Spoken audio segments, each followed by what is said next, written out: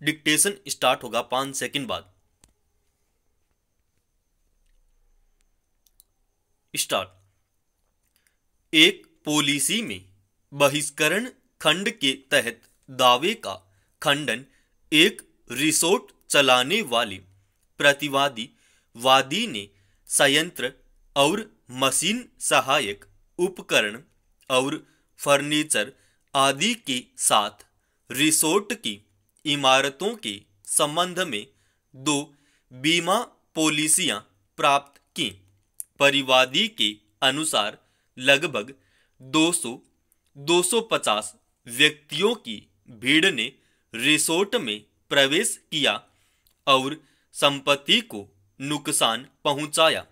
सर्वेक्षक ने रुपए 1 लाख अपीलार्थी बीमा कंपनी ने प्रत्यर्थी के दावे को इस आधार पर अस्वीकार कर दिया था कि प्रत्यर्थी को हुआ नुकसान प्रत्यर्थी प्रबंधन की ओर से दुर्भावनापूर्ण कार्यों का परिणाम था और यह बीमा पॉलिसी के खंड डी के तहत प्रदान किए गए बहिष्करणों के दायरे में आता है।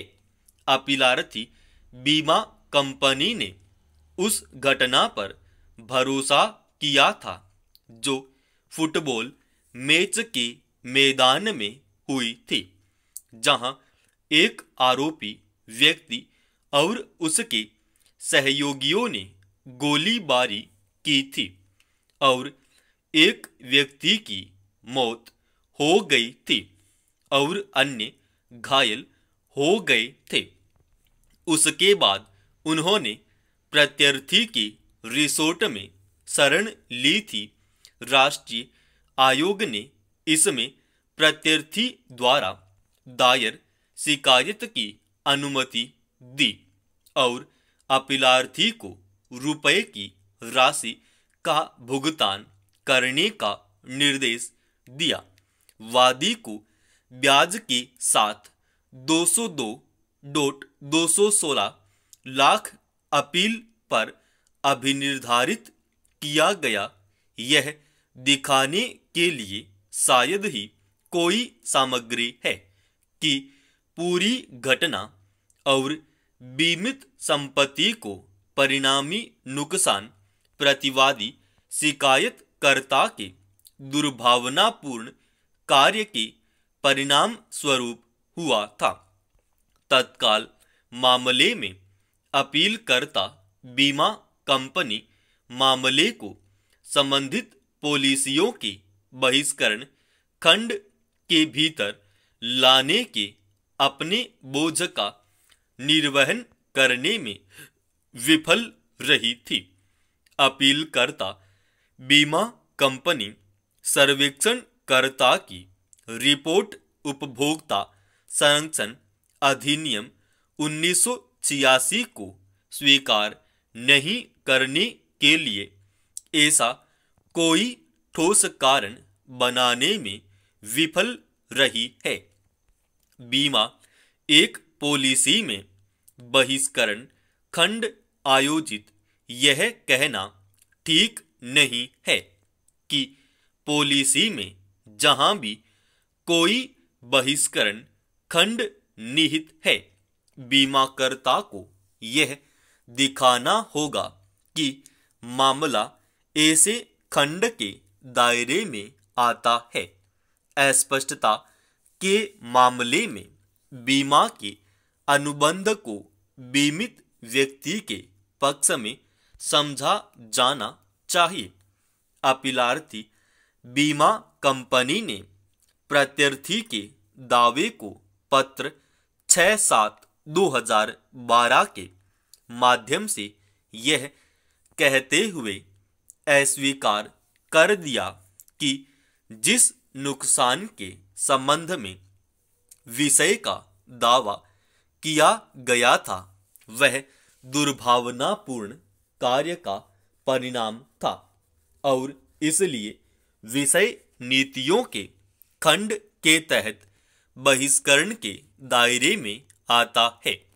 और यह कि विषय नीतियों के तहत आने वाले निर्माणों के वर्ग के संबंध में बीमाकृत की ओर से वारंटी का उल्लंघन हुआ था।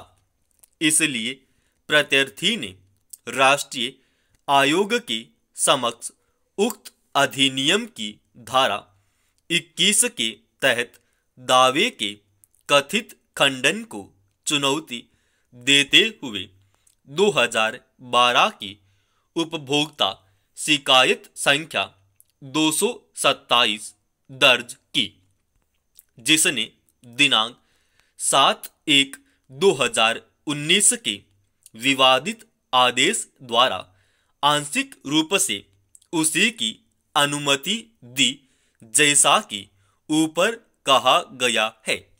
अपीलकर्ता बीमा कंपनी की ओर से पेश हुए विद्वान अधिवक्ता श्री विष्णु मेहरा ने जोरदार ढंग से कहा कि प्रत्यर्थी ने कट्टर अपराधी गफ्फार मोला और उसके सहयोगियों को शरण दी थी, जिन्होंने फुटबॉल मैच स्थल पर एक व्यक्ति की हत्या कर दी थी और कई अन्य लोगों को घायल कर दिया था।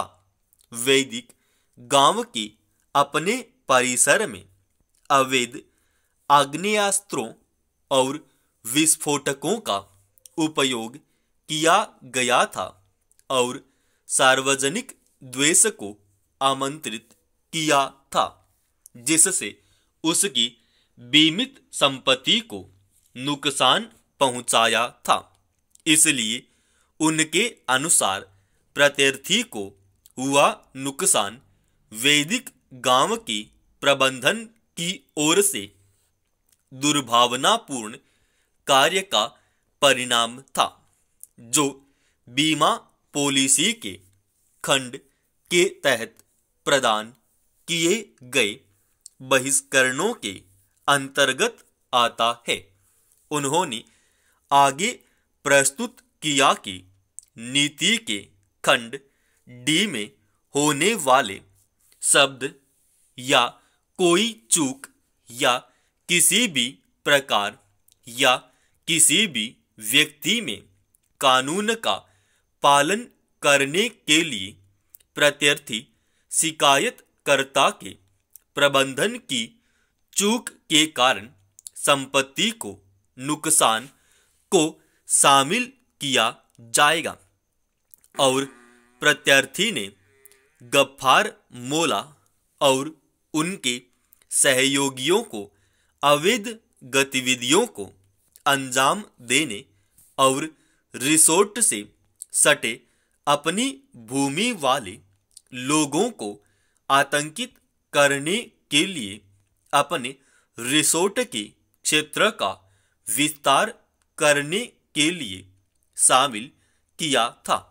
उन्होंने यह भी प्रस्तुत किया कि सर्वेक्षणकर्ता की सर्वेक्षण रिपोर्ट में यह राय दी गई है कि नुकसान बीमित खतरे के कारण हुआ था और दावा स्वीकार्य था, जो अत्यधिक गलत था और इसे अंतिम नहीं माना जा सकता था।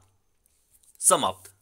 दोस्तों, इस डिक्टेशन की पीडीएफ फाइल अपने official Telegram channel study with HP Swami पर डाल रखा है।